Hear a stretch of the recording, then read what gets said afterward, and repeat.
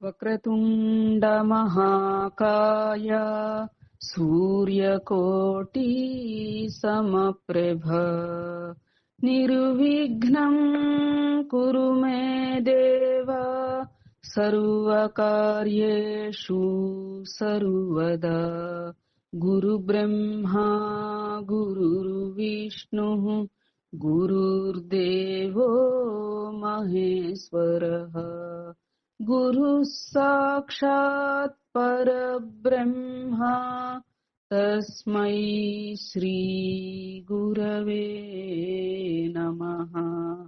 శరదా శరదాంభోజ వదనా వదనాంబుజే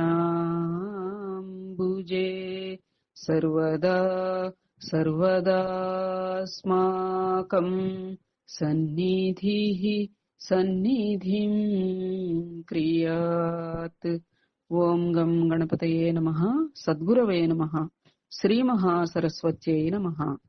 మనము శ్రీ దత్తపురాణం తృతీయ భాగంలో భాగంగా నిన్న కార్తవీర్యార్జునుడు ద్వైతాద్వైత సంబంధించినటువంటి అనేక అంశాల రీత్యా సందేహాలు దత్తాత్రేయుని ప్రశ్నించినప్పుడు వారు నీ సందేహాలకు దేవగురువైనటువంటి బృహస్పతి ఇంద్రుడికి ఒక గాథ చెప్పారు.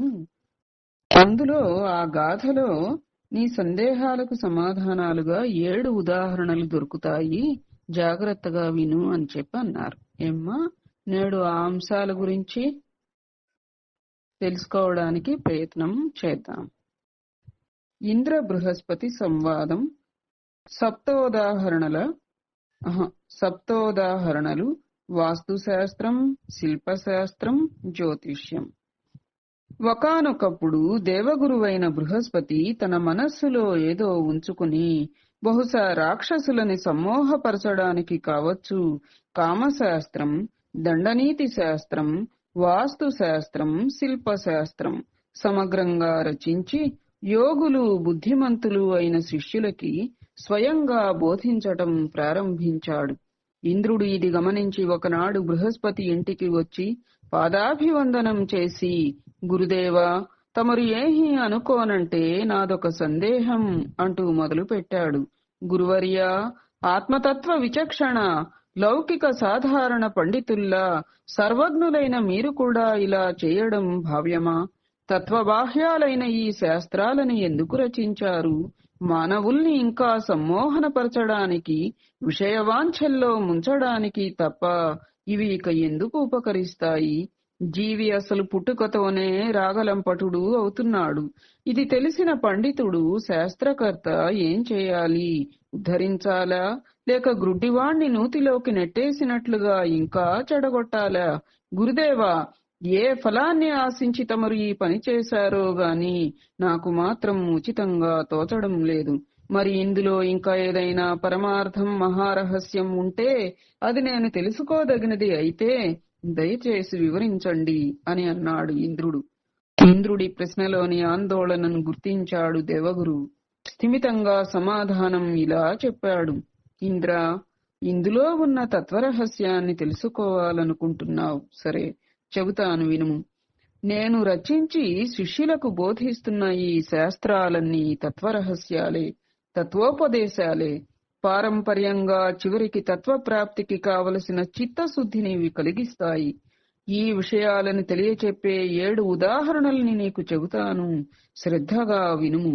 అంతా నీకే తెలుస్తుంది. అప్పుడు నీ అభిప్రాయం చెబుదువుగానివి. అనగనగా కాంపిల్య నగరం అనే పట్టణం ఉండేది. ఆ నగరంలో విధిజ్ఞుడు అనే శిల్పశాస్త్ర పండితుడు ఉండేవాడు. అతను శిల్పశాస్త్రంలోనే కాక వాస్తు జ్యోతిష్య శాస్త్రములలో కూడా విశేష ప్రతిభ కలిగిన వాడు. పైగా నీతిమంతుడు, మంచి చెడు విచక్షణ జ్ఞానం కలిగిన వాడు. ఆ నగరంలో ఎవరు ఇల్లు కట్టుకోవాలని అనుకున్నా అతడినే పిలుస్తారు. దానితో ధనం బాగా సంపాదించాడు. ఇతడిని ఆశ్రయించి బ్రతుకుతున్న వాళ్ళు చాలా మంది ఉన్నారు. వాళ్లకి శాస్త్ర పరిజ్ఞానం లేదు. వాళ్ళు విధిజ్ఞుడితో ఉంటూ అతను చెప్పింది చేస్తూ వేతనాలతో బ్రతుకులు గడుపుతున్నారు. విధిజ్ఞుడు మాత్రం తనకున్న విద్యను ఉపయోగించి బాగా పుష్కలంగా ధనం సంపాదించాడు. ఆ ధనంతో దాన ధర్మాలు, శ్రాద్ధ విధులు, దేవతా పూజలు ఘనంగా జరిపించేవాడు. అందువలన రాజ్యంలో అతను అందరికీ ఆప్తుడైనాడు, ఇష్టుడైనాడు. కీర్తి ప్రతిష్టలు పెరిగినాయి. అవి ఇరుగు పొరుగు రాజ్యాలకు కూడా వ్యాపించినాయి. దానితో పెద్ద పెద్ద ధనవంతులకు, మంత్రులకు, రాజవంశీకులందరకు తలలో నాలిక అయినాడు. ఇతర దేశాల రాజులు కూడా విధిజ్ఞుడిని పిలిపించి గౌరవించి భవనాలు, దేవాలయాలు, తటాకములు నిర్మింపచేసుకుని పుష్కలంగా బహుమతులు ఇచ్చి సాగనంపుతుండేవారు. తటాకాలంటే చెరువులమ్మ. ఆ ధనంతో విధిజ్ఞుడు ఇంకా ఇంకా దాన ధర్మాలు ఆచరించాడు. ఇలా వాస్తు శాస్త్రంతో, శిల్పాశాస్త్రంతో, జ్యోతిష్యంతో ధర్మబద్ధంగా ధనాన్ని, కీర్తిని గడించి కొంతకాలానికి అతను స్వర్గస్థుడైనాడు. దేవలోకంలో అతను ఆచరించిన పుణ్యఫలాల ఫలితంగా చాలా కాలం స్వర్గ సుఖాలు అనుభవించాడు. ఆ తరువాత కాంపిల్య నగరానికి రాజుగా జన్మించినాడు. రాజధనంతో యజ్ఞయాగాదులు అసంఖ్యాకంగా చేసి ధర్మబద్ధమైన పాలనతో ప్రజలను రంజింపచేసి దేవాలయ, ఆరామ, కూప, వాపి, తటాకాదులు ఎన్నెన్నో నిర్మింపచేసి ఎంతో మంచి పేరు తెచ్చుకుని కొంతకాలానికి స్వర్గస్థుడైనాడు. చేసిన పుణ్యాలకు ఫలంగా స్వర్గభోగాలు అనుభవించి మళ్లీ భూలోకంలో ఈసారి బ్రాహ్మణునిగా జన్మించినాడు. బ్రహ్మచర్యంతో సర్వ శాస్త్రాలు అభ్యసించాడు. గృహస్థాశ్రమంలో వేదాంతశీలుడై నిరంతర ధ్యాన నిష్ఠతో గొప్ప గొప్ప వ్రతాలు, పూజలు చేసి చివరకు యోగ విధులకు వంద్యుడైన యోగి అయినాడు. వానప్రస్థం స్వీకరించాడు. పరిపక్వత సాధించాడు. చివరికి 4వదైన సన్యాసాశ్రమం కూడా స్వీకరించాడు. ఆత్మ సాక్షాత్కారం పొంది జీవన్ముక్తుడై చివరకు విదేహ కైవల్యం పొందినాడు. ఇంద్ర, విన్నావు గదా, వాస్తు శాస్త్రం, శిల్పశాస్త్రం, జ్యోతిష్యం, ఆయా శాస్త్రాల ప్రావీణ్యం విధిజ్ఞుడికి క్రమంగా ముక్తి సాధనమైంది. మరి ఒక ఉదాహరణ చెబుతాను, ఆలకించు అన్నాడు బృహస్పతి. లలిత కళాశాస్త్రం, కామశాస్త్రం. ఇంద్ర, మాహిష్మతి నగరంలో విశాలాక్షుడు అనే బ్రాహ్మణ యువకుడు ఉండేవాడు. పేరుకు తగినట్లే పెద్ద పెద్ద కన్నులతో, కోటేరు లాంటి ముక్కుతో, బంగారు రంగు వంటి దేహంతో, ఆకట్టుకునే ముఖవర్చస్సుతో మరి ఒక మన్మథుడా అన్నట్లు ఉండేవాడు. ఆ అందానికి తోడు మంచి మాట నేర్పరితనం ఉంది. చక్కగా పాడేవాడు, ఆడేవాడు, కవిత్వం చెబుతాడు. అన్నింటినీ మించి ఇతను కామశాస్త్రంలో ఆరితేరిన దిట్ట. ఉత్తమ లక్షణాలు కలిగిన కన్యను వరించాలనే తపనతో తానే స్వయంగా కన్యను అన్వేషిస్తూ దేశ దేశాలు తిరుగనారంభించాడు. ఒకానొక దేశంలో రాజకుమారి సర్వాంగ సుందరి అని తెలుసుకుని అక్కడకు వెళ్లి రాజుగారికి తనను తాను పరిచయం చేసుకుని తను కన్య లక్షణాలు చూసి వరుడు వివరాలు చెప్పే వ్యక్తిగా పరిచయం చేసుకున్నాడు. రాజు అంతఃపురంలోనికి తీసుకువెళ్లి, అంటే ఆడపిల్లని, ఆ కన్యని చూస్తే ఆ అమ్మాయికి ఎలాంటి వరుడొస్తాడో చెప్పగలిగిన లక్షణాలు చెప్పగలిగినటువంటి వ్యక్తిగా తనకి తాను పరిచయం చేసుకున్నారన్నమాట. అందుకని రాజుగారు అంతఃపురంలోనికి తీసుకెళ్లారు. రాజు అంతఃపురంలోనికి తీసుకువెళ్లి కూతురైనటువంటి సుశీలను చూపించినాడు. విశాలాక్షుని సౌందర్యానికి ఆకర్షితురాలైన రాకుమారి అతడినే వివాహమాడతానని తల్లిదండ్రులకు ఆ క్షణంలోనే తేల్చి చెప్పేసి వెంటనే విశాలాక్షునికి శీతలోపచారాలు చేసింది. అతను తేరుకున్నాడు. రాజు ఇద్దరికీ ఒక సుముహూర్తాన ఘనంగా వివాహం జరిపించినాడు. బంగారు దివ్యాభరణాలు, దాసదాసీజనం అన్నీ సమృద్ధిగా బహూకరించి రాజు చివరకు తన రాజ్యంలో కొంత భాగాన్ని కూడా అల్లుడైన విశాలాక్షుడికి ధారపోశాడు. సౌందర్యంలో, అనురాగంలో పరస్పరం ఒకరినొకరు పుణికి పుచ్చుకున్న సుశీల, విశాలాక్షి దంపతులు రాజభవనంలో హంసతూలిక తల్పాల మీద, సరోవరాలలో, ఉద్యానవనాల్లో కేళీ విలాసంతో హాయిగా దాంపత్య సుఖాలు అనుభవిస్తున్నారు. కామశాస్త్ర కుశలుడు అయిన విశాలాక్షుడు పొందుతున్న ఆనందానికి అవధులు లేవు.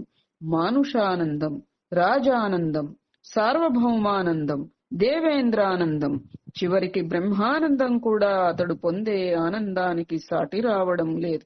సత్యము, నిత్యము, అవాంగ్మానస గోచరము అయిన ఆనందానుభూతిని పొందుతున్నాడు. అలాంటి ఆనందానుభూతినే రాకుమారి సుశీలకు అందిస్తున్నాడు.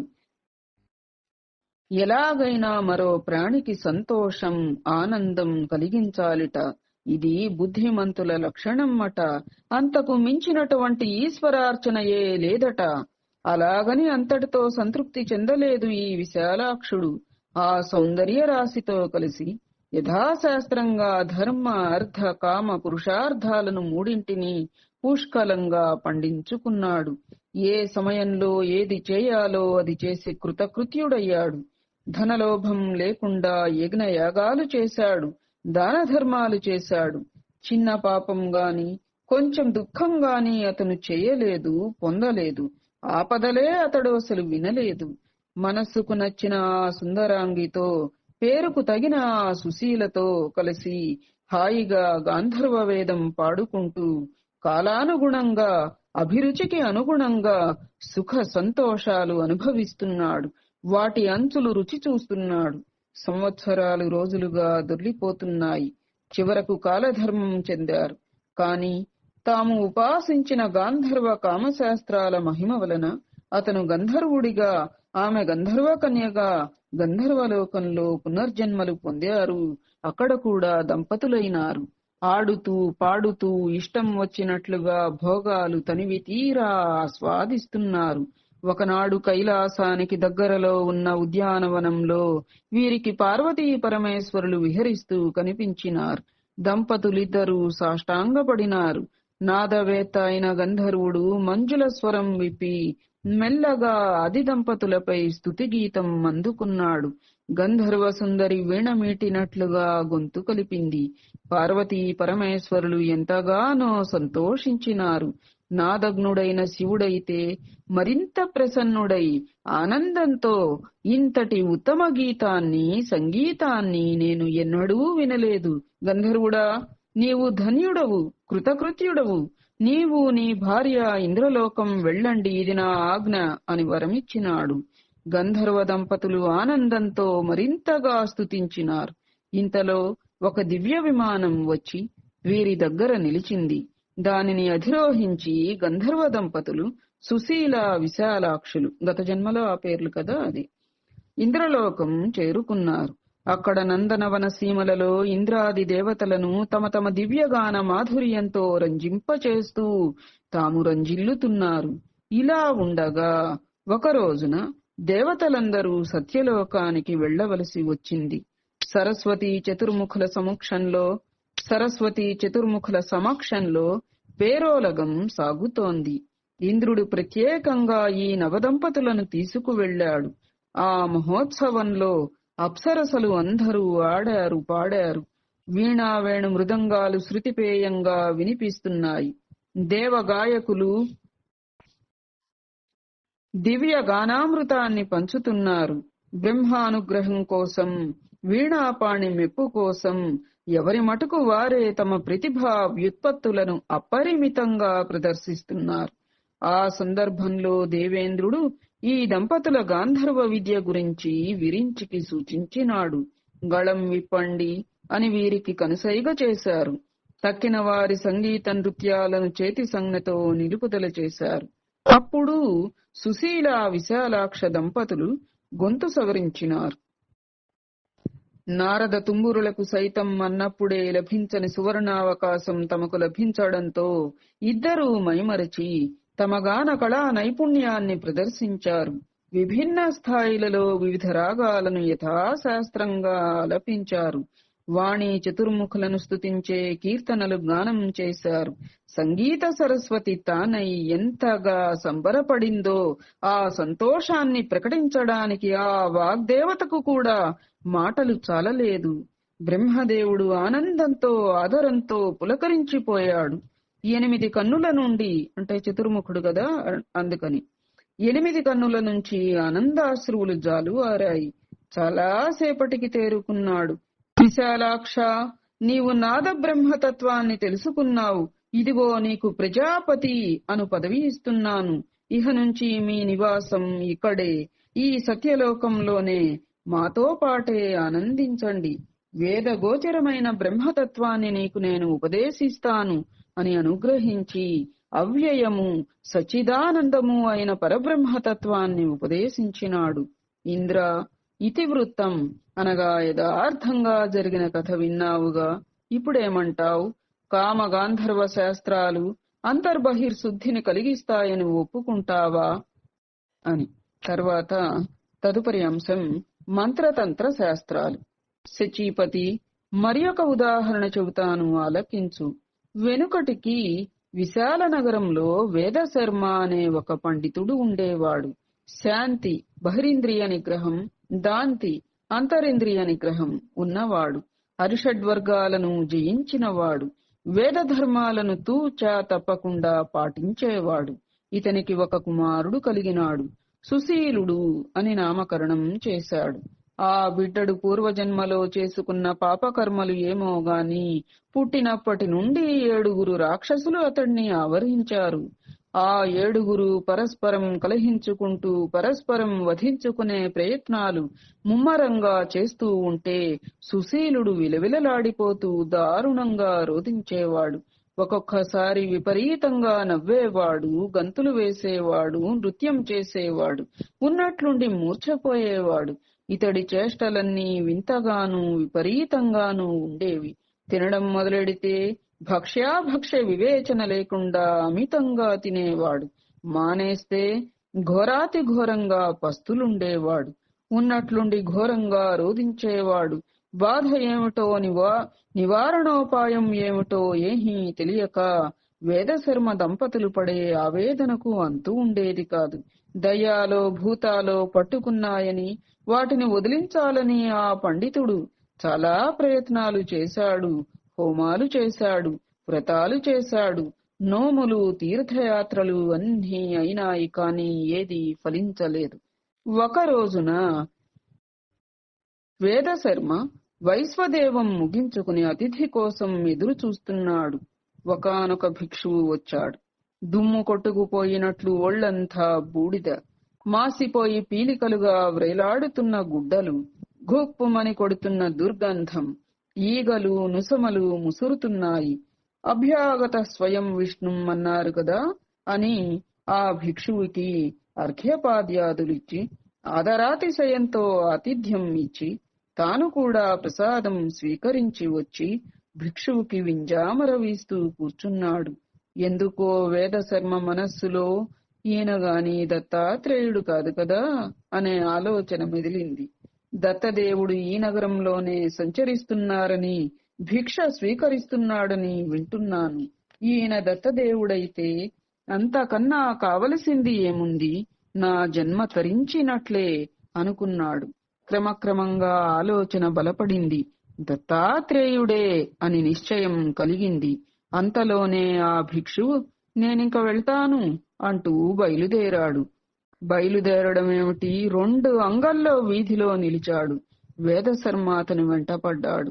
భిక్షువు పొమ్మంటున్నా వినకుండా వెంబడించాడు.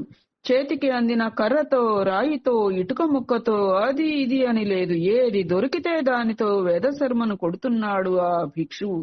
అయినా ఇతడు వెంటబడుతూనే ఉన్నాడు. దెబ్బలు ఓర్చుకుంటున్నాడు.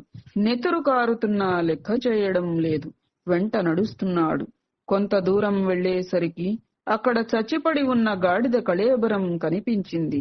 దాని శరీరం నుంచి ఇంత మాంసం ముద్ద పెకిలించి ఆ భిక్షువు వేదశర్మ దోసిట్లో పడేసి ఇంత తిను అన్నాడు. వేదశర్మ భద్రంగా ప్రసాదంలా ఆ ముద్దను అలాగే దోసిట పట్టుకుని అతని వెంట నడిచాడు. చేరువకు రానిచ్చి భిక్షువు కాలితో ఒక్క తాపు తన్నాడు. వేదశర్మ తట్టుకుని నిలబడినాడు. చకచక పరుగులాంటి నడకతో భిక్షువు వెళ్లి ఒక కొండ గుహలో దూరాడు. వేదశర్మ కూడా ప్రవేశించాడు.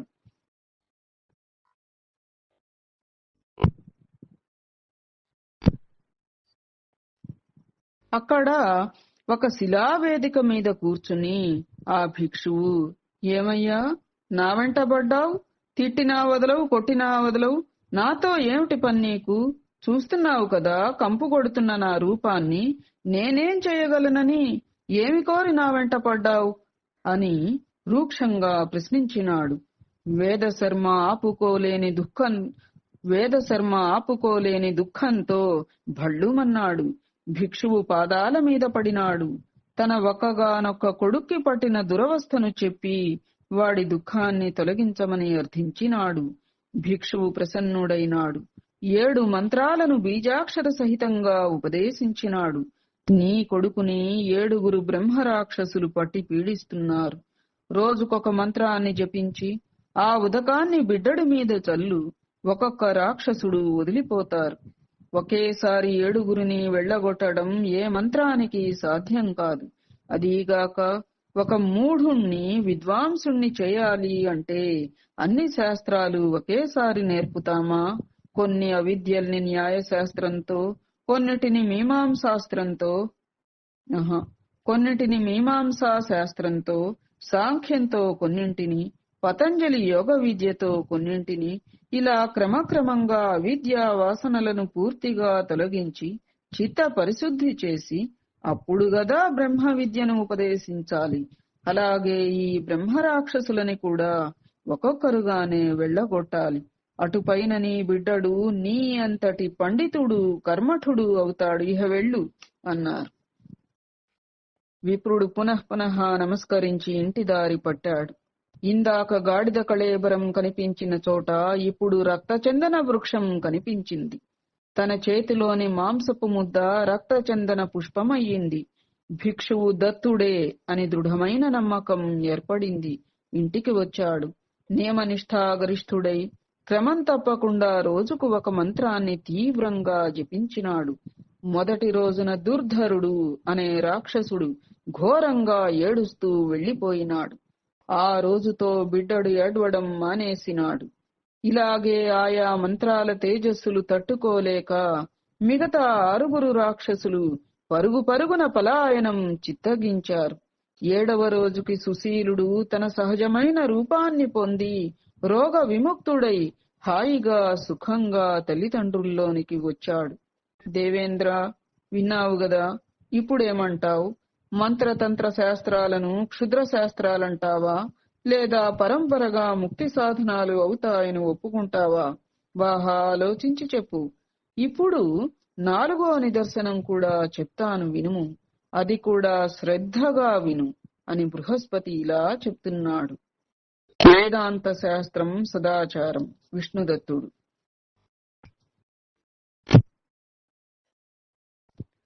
సహ్యాద్రి సమీపంలో మాతాపురం అనే గ్రామం ఉన్నది. అది చాలా ప్రసిద్ధమైన నగరం. ఆ నగరంలో విష్ణుదత్తుడు అనే బ్రాహ్మణుడు ఉన్నాడు. అతను వేదశాస్త్ర పారంగతుడు, మంచి నైష్ఠికుడు. అతని ధర్మపత్ని పేరు సుశీల, పేరుకు తగిన పతివ్రత. వీళ్ల ఇంటి ఆవరణలో ఒక అశ్వత్థ వృక్షం అనగా రావి చెట్టు ఉన్నది. దాని మీద ఒక భయంకర రాక్షసుడు నివాసం ఉంటున్నాడు. విష్ణుదత్తుడు రోజు నిత్య కర్మానుష్ఠానాలు అన్నీ పూర్తి చేసుకుని రోజు భోజనం చేసే ముందు భూతబలిని వైశ్వదేవం ఇంటి ఆవరణలో గల రావి చెట్టు క్రింద సమర్పిస్తూ ఉండేవాడు. రోజు విష్ణుదత్తుడు వేసే భూతబలిని చెట్టుపై ఉన్న రాక్షసుడు కాకి రూపంలో వచ్చి తింటూ ఉండేవాడు. రోజు సాత్విక చింతన కాదు. రోజు విష్ణుదత్తుడు వేసే భూతబలిని తింటున్నందువలన ఆ బ్రహ్మ రాక్షసునిలో రోజు విష్ణుదత్తుడు వేసే భూతబలి తింటున్నందువల్ల ఆ బ్రహ్మ రాక్షసునిలో తమోగుణం నశించి సాత్విక చింతన బయలుదేరింది. ఒక రోజున ఆ రాక్షసుడికి ఒక మంచి బుద్ధి పుట్టింది. ఎంతో కాలంగా తిండి పెడుతున్నాడు గదా, ఇతడికి ఏదైనా ఉపకారం చేయాలనే తలంపుతో విష్ణుదత్తుని ఎదుట ప్రసన్న రూపంతో ప్రత్యక్షమై ఇలా అన్నాడు. విప్రవర్య విష్ణుదత్త, రోజు నీవు పెడుతున్న అన్నం తింటున్నాను, సంతృప్తి చెందాను. నీకు ఏదైనా ప్రత్యుపకారం చేద్దాము అని అనిపించింది. ఏదైనా చేయగల సమర్థుడినే నేను, కనుక ఏం ఉపకారం చేయమంటావో చెప్పు అన్నాడు. విష్ణుదత్తుడు ధర్మపత్ని సుశీలతో ఆలోచించి, రాక్షసోత్తమ, చాలా కాలంగా మాకు తీరని కోరిక ఒకటి ఉండిపోయింది. దత్తస్వామి ఈ పర్వత ప్రాంతంలోనే సంచరిస్తూ ఉంటారని వినడమే గాని ఎప్పుడూ వారి దర్శనం కాలేదు. దయచేసి వారినొక్కసారి మాకు చూపించు. అప్పుడా రాక్షసుడు, చాలా మంచి కోరిక కోరావు, తప్పకుండా చూపిస్తాను. అయితే ఒక షరతు.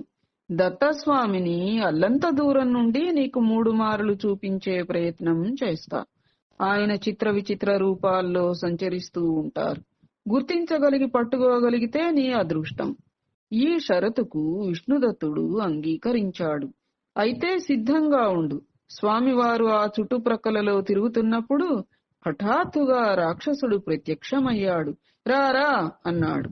పాపం విష్ణుదత్తుడు పడుతూ లేస్తూ వెళ్ళాడు. మద్య మాంసాలు విక్రయించే వీధిలో ఉన్మత్త వేషంలో ఒక వ్యక్తి కనిపించాడు. తాగిన మత్తులో దుమ్ము కొట్టుకొని పోయి పిచ్చివాణి రూపంలో ఉన్న ఆ వ్యక్తిని చూపించి, అతనే దత్తస్వామి, వెళ్ళి దర్శించు అని రాక్షసుడు వెళ్లిపోయాడు. విష్ణుదత్తుడు నమ్మలేకపోయాడు. ఇంత అనాచారుడా తన స్వామి? అబ్బే, ఈ రాక్షసుడు ఏదో ఆట పట్టించడానికి ఇలా అన్నాడు అని అనుకున్నాడు. ఇలా తనలో తాను తర్కించుకుంటూ ఉండగానే ఆ ఉన్మత్తుడు అలా అలా దూరమై అదృశ్యమైనాడు. రాక్షసుడు తిరిగి వస్తూనే, ఏం మందమతివయ్యా విష్ణుదత్త, ముందే చెప్పాను గదా, స్వామి చిత్ర విచిత్ర రూపాల్లో తిరుగుతుంటాడని మర్చిపోయినట్లున్నావు, గుర్తించలేకపోయావు. బంగారం లాంటి అవకాశాన్ని జారవిడుచుకున్నావే. సరే పోనీలే, చింతించకు, మరోసారి చూపిస్తా అని ఊరడించి వెళ్లిపోయాడు. మరొక రోజున మరింత హడావిడిగా వచ్చాడు రాక్షసుడు. విష్ణుదత్త, రా రా, మహాదేవుడు ఇక్కడే దగ్గరలో సంచరిస్తున్నాడు అన్నాడు. విష్ణుదత్తుడు బయలుదేరాడు. అది శ్మశానం. శ్మశాన వాటికలో దుమ్ము కొట్టుకొని పోయి ఉన్న ఒక మనిషి కనిపించినాడు. అతని చుట్టూ కుక్కలు గుమిగూడి తిరుగుతున్నాయి. అతని చేతిలో కపాలం ఉంది. కళ్ళు ఎర్రహ చింతనిప్పుల్లా ఉన్నాయి. ఎముకల్ని శరీరం నిండా ఆభరణాలుగా ధరించి ఉన్నాడు. స్వామికి ఇది మరి ఒక రూపం కాబోలు అనుకుని విష్ణుదత్తుడు దగ్గరకు చేరబోయాడు. ఆ పెద్ద మనిషి ఖస్సుమన్నాడు. అందుబాటులో ఉన్న పొడవాటి ఎముక ముక్కను తీసుకుని విష్ణుదత్తుణ్ణి కొట్టాడు. విష్ణుదత్తుడు భయపడిపోయాడు. కాళ్లల్లో వణుకు బయలుదేరింది. కళ్ళు తిరిగిపోయాయి. పడిపోబోయి నిలద్రొక్కుకున్నాడు. బ్రతికుంటే బలిసాకు తిని బ్రతకవచ్చు అనుకుని వెనక్కి తిరిగి చూడకుండా పరుగు లంఘించాడు. దూరం నుండి రాక్షసుడు ఇది అంతా చూస్తున్నాడు. రాక్షసుడు, అయ్యో ఈ వెరిబాపడు ఈసారి అవకాశం కూడా పోగొట్టుకున్నాడే. దైవం అనుకూలించకపోతే దైవ దర్శనం కాదు. విష్ణుదత్తుడు సిగ్గుపడుతూ ఇంటికి చేరుకున్నాడు.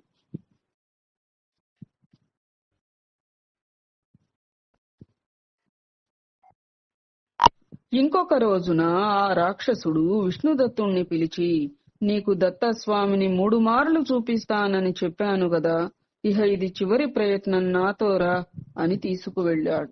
సుశీలమ్మ కూడా భర్తకు బాగా ధైర్యం నూరిపోసింది.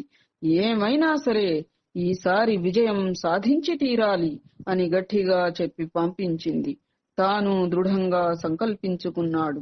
3వ మారు కూడా భయపడి వెనుదిరిగితే ఈ సృష్టిలో నాకన్నా దౌర్భాగ్యుడు ఇంకొకడు ఉండడు. ఏమైనా సరే ధైర్యం చేయవలసిందే. స్వామి రూపం ఎంత భయంకరంగా ఉండని, ఎంత జుగుప్సాకరంగా ఉండని, నన్ను తిట్టని కొట్టని, ఈసారి మటుకు స్వామి పాదాలు వదలనుగాక వదలను అని ఆలోచించుకుంటూ రాక్షసుడి వెంట వెళ్ళాడు. గ్రామం దాటారు. వెలివాడ చేరుకున్నారు. అల్లంత దూరాన ఒక వికృతాకారుడు కనిపించినాడు. చచ్చిపోయిన గాడిద శరీరం నుండి మాంసం ముద్దలు పెకిలించి కాకులకు, గ్రద్దలకు, కుక్కలకు, నక్కలకు విందులు పంచుతున్నాడు.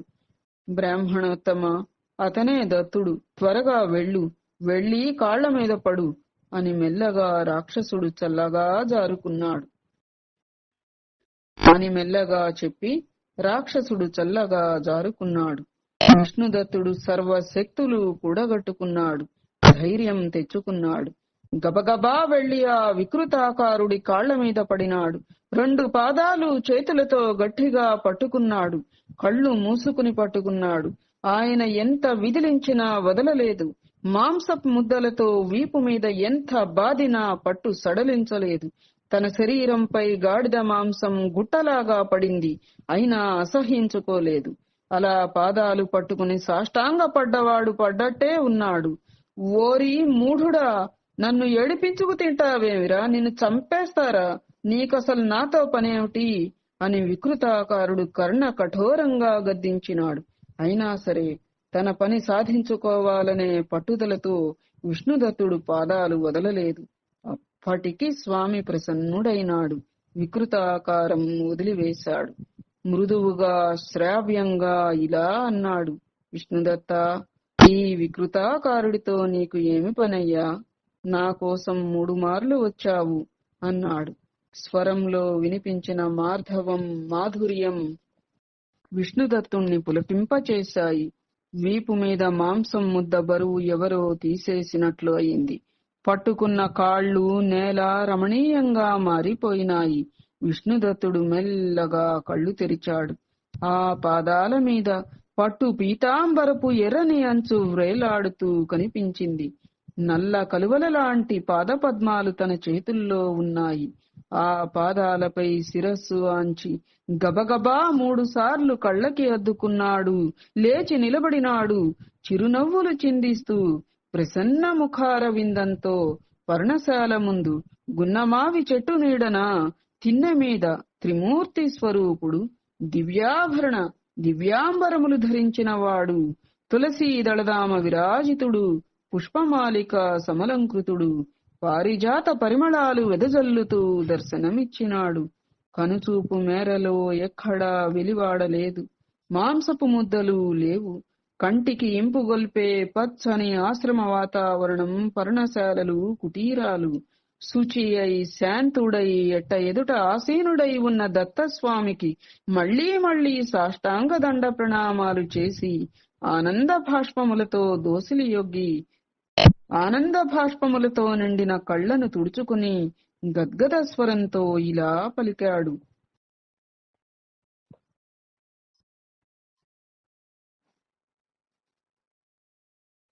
మహేశ, ఈ జగతీతలంలో నేను ధన్యుణ్ణి.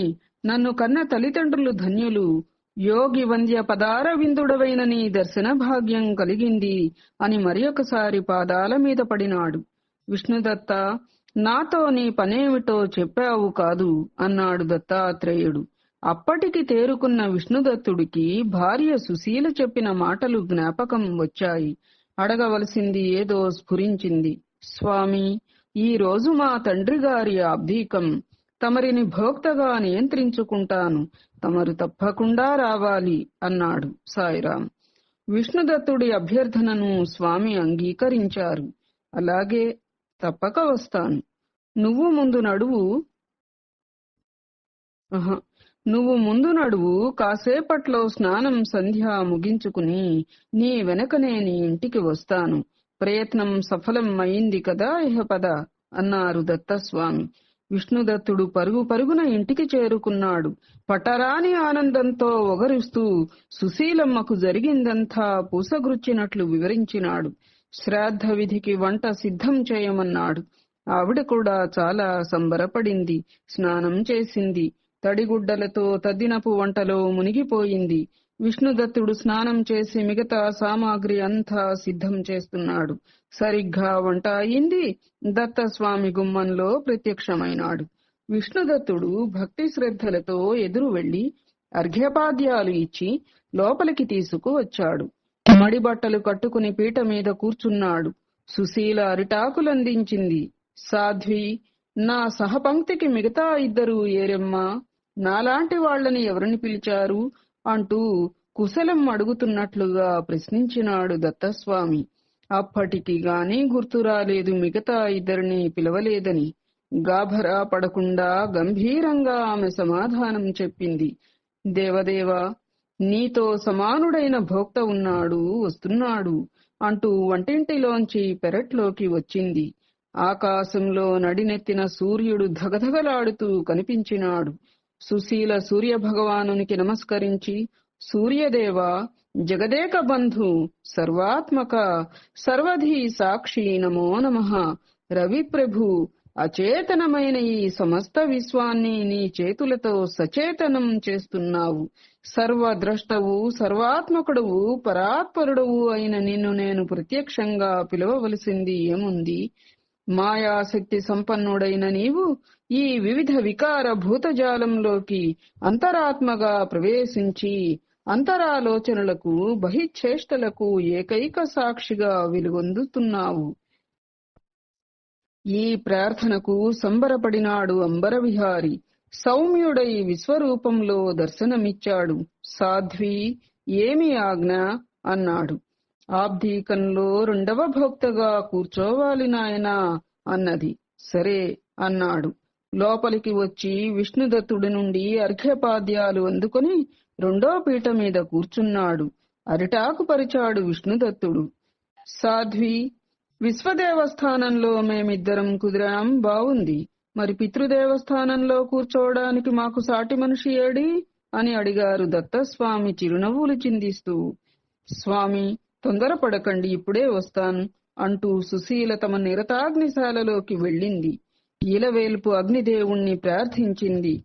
సర్వశుచి సర్వభక్షక, లే, మరో రూపం ధరించు. త్వరగారా. శ్రాద్ధభోక్తగా వచ్చి కూర్చున్న దత్తస్వామి మీకోసం ఎదురు చూస్తూ ఉన్నాడు. తమకు సాటి వచ్చే మూడవ వాడివి నీవేనని భావిస్తున్నాడు. సురోత్తమ, సురవర్య, వైశ్వానర, హవిర్భుజ, అగ్నిముఖావై దేవాహ అంటుంది వేదం. దేవతలకు నీవు ముఖస్థానీయుడవు. ధూమకేతు, గృహపతి, కర్మాధ్యక్ష, నీకు ఇదే నమస్కరిస్తున్నాను, అనుగ్రహించు. ఆ పతివ్రత ఇలా ప్రార్థించేసరికి ఒకానొక అగ్నిగుండం నుండి ఒక అంశతో అగ్నిదేవుడు ఆవిర్భవించాడు. మరి ఒక అంశతో కుండంలోనే ఉన్నాడు. వచ్చిన అగ్నిదేవునికి కూడా అర్ఘ్యపాద్యాలు సమర్పించాడు విష్ణుదత్తుడు. సరాసరి పీట మీదకు వెళ్లి కూర్చున్నాడు. అరిటాకు సిద్ధం చేశాడు విష్ణుదత్తుడు. ఆ పాతివ్రత్య మహాత్మ్యాన్ని చూస్తున్న దత్తస్వామి ఆనందం పొందాడు. సూర్యాగ్నులు దత్తదేవుడు ఆహుతులై ఆయా స్థానాల్లో కూర్చుంటే విష్ణుదత్తుడు పితృయజ్ఞాన్ని అపూర్వంగా నిర్వహించినాడు. ఇంతటి ఉత్తమ విప్రులు ఎవరికైనా ఎన్నడైనా దొరుకుతారా? ముగ్గురు శ్రాద్ధ విధి నియమాలకు అనుగుణంగా భోక్తృత్వం నెరపి సంతుష్టులై తృప్తాస్మాహ అని ముక్త కంఠంతో పలికారు. సాయిరాం. విష్ణుదత్తుడి పితృపితామహ ప్రపితామహులకు అక్షయ పుణ్యలోక ప్రాప్తి కలగాలని ఆశీర్వదించారు. సుశీల, విష్ణుదత్తులు సాష్టాంగపడినారు. లేచి అంజలి ఘటించి శిరస్సు వంచి నిలబడ్డారు. అప్పుడు ఆనందంతో భక్తి శ్రద్ధలతో విష్ణుదత్తుడు దత్తాత్రేయుడిని స్తుతించినాడు. విష్ణుదత్త దత్తస్తుతి. దత్తాత్రేయం హరిం కృష్ణమున్మాదం ప్రణతోస్మ్యహం. ఆనందదాయకం దేవం మునిబాలం దిగంబరం. పిశాచరూపిణం విష్ణుం వందేహం జ్ఞానసాగరం. యోగినం భోగినం నగ్నమనసూయాత్మజం కవిం. భోగమోక్షప్రదం వందే సర్వదేవస్వరూపిణం. ఉరుక్రమం విశాలాక్షం పరమానంద విగ్రహం. వరదం దేవదేవేశం కార్తవీర్యవరప్రదం. నానారూపధరం హృద్యం భక్తచింతామణిం గురుం. విశ్వవింధ్యపదాంభోజం యోగిహృత్పద్మవాసినం. ప్రణతార్తిహరం గూఢం కుత్సితాచారచేష్టితం. మితాచారం మితాహారం భక్ష్య వివర్జితం. ప్రమాణం ప్రాణనిలయం సర్వాధారం నతోస్మ్యహం. సిద్ధసాధకం సంసేవ్యం సిద్ధసాధకం సంసేవ్యం కపిలం కృష్ణపింగళం విప్రవర్యం వేదవిదం వేదవేద్యం నియత్సమం పరాశక్తిపదాశ్లిష్టం రాజరాజ్యప్రదం శివం సుభదం సుందరగ్రీవం సుశీలం శాంతవిగ్రహం యోగినం రామయా స్పృష్టం రామ రామం రమాప్రియం ప్రణతోస్మి మహాదేవం శరణ్యం భక్తవత్సలం వీరం వరేణ్యం వృషభం వృషాచారం వృషక్రియం అలిప్తమనఘం మేద్యమనాదిమగుణం పరం అనేకమేకమీశానమనంతమనికేతనం అధ్యక్షమసురారాతిం శమం శాంతం సనాతనం గుహ్యం గభీరం గహనం గుణగ్నం గహ్వరప్రియం శ్రీదం శ్రీశం శ్రీనివాసం శ్రీవత్సాంకం పరాయణం జపంతం జపతాం వంద్యం జయంతం విజయప్రదం జీవనం జగతః సేతుం జ్ఞానానం జాతవేదసం యజ్ఞమేజ్యం యజ్ఞభుజం యజ్ఞేశం యాజకం యజుః యష్టారం ఫలదం వందే సాష్టాంగం పరయాముదా. బ్రాహ్మణోత్తమ విష్ణుదత్త, నీకు పూర్తిగా ప్రసన్నుడిని అయ్యాను. వరం కోరుకో. నా భక్తుడవైన నీ వాంఛితం తీరుస్తాను. దివ్యమైన నా అష్టోత్తర శతనామావళిని నీవు ఈ విధంగా ప్రకాశింపచేశావు. సులభ సుందర శైలిలో అందరికీ విన్నంతనే అర్థమయ్యే భాషలో నా తత్వాన్ని, నా రహస్యాన్ని ఆవిష్కరించావు. అతి పురాతనమైన ఈ స్తోత్రాన్ని సమాహిత చిత్తంతో పఠించిన వ్యక్తిపై నాకు అత్యంత ప్రీతి ఏర్పడుతుంది. ఆ వ్యక్తికి యోగ సిద్ధి కలుగుతుంది. సాయిరాం. నీ భార్య సుశీల గుణవంతురాలు. నిజంగా పతియే దైవముగా గలది. ఈమె ప్రభావం ఎంతటిదో ఈనాడు ప్రత్యక్షంగా చూచాను. ఈమె సమస్త కళ్యాణ గుణ సంపన్న. నీవు సర్వ విద్యానిధివి. మీ దంపతులు ఇద్దరూ ఒకరికొకరు తగినవారు, సమానశీలురు. నాకు అత్యంతము ఆనందదాయకులు. దంపతులారా, నా అనుగ్రహం వలన మీరు జీవితాంతము సుఖ సంతోషాలు అనుభవిస్తూ యోగ విద్యా తత్పరులై పరమానందాన్ని పొందండి. చివరికి పరమానంద స్వరూపమైన నాతో లీనమవ్వండి. ద్విజవర్య, నీకొక మంత్రాన్ని ఉపదేశిస్తాను, స్వీకరించు.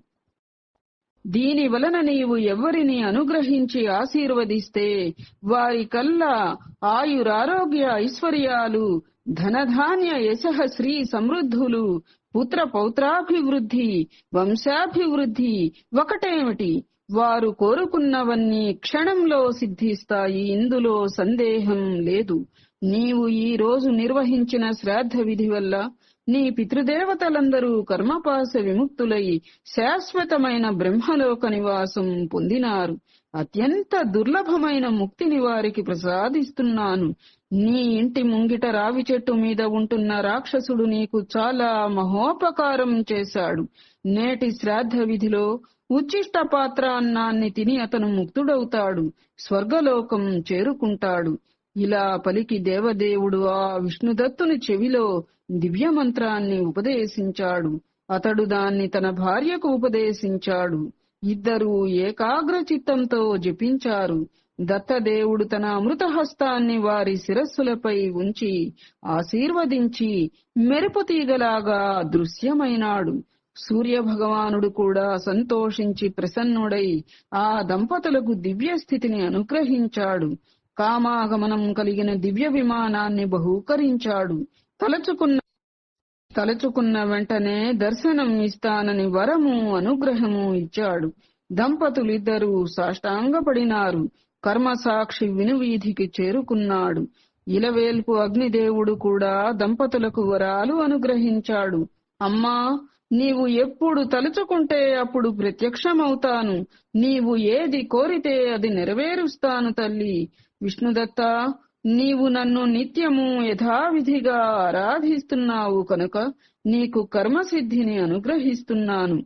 నీవు మహా తేజస్వివి, అనుల్లంఘ శాసకుడివి, నిత్య సుఖివి, సర్వదేహ సుఖప్రదుడువు అగుగాక అని దీవించి అగ్నిదేవుడు తన యాగకుండంలోనికి ప్రవేశించినాడు. రాక్షసుడు వచ్చి ఉచ్ఛిష్టాన్ని భక్తితో భుజించి రాక్షస రూపాన్ని విడిచిపెట్టి దివ్య సుందర దేవతామూర్తిగా మారిపోయి దివ్య విమానం ఎక్కి విష్ణుదత్తుడికి ప్రీతితో వీడ్కోలు పలుకుతూ స్వర్గలోకానికి వెళ్లిపోయినాడు. తదుపరి రేపు కొనసాగించుకుందామా అమ్మా? ఇవాళ చాలా భారీ ఆడియో అయిపోయింది కదా. అయినప్పటికీ కూడా కథాంశం మధ్యలో విడవకుండా ఉండటానికి గాను కంటిన్యూ చేశానమ్మా. తదుపరి రేపు కొనసాగించుకుందాం. ఏతత్ఫలం సర్వం సద్గురు చరణారవిందార్పణమస్తు. సద్గురవే నమః. శ్రీమాత్రే నమః. శ్రీ సీతారామలక్ష్మణ భరత శత్రుఘ్న సహిత హనుమతే నమః. జై శ్రీరామ్.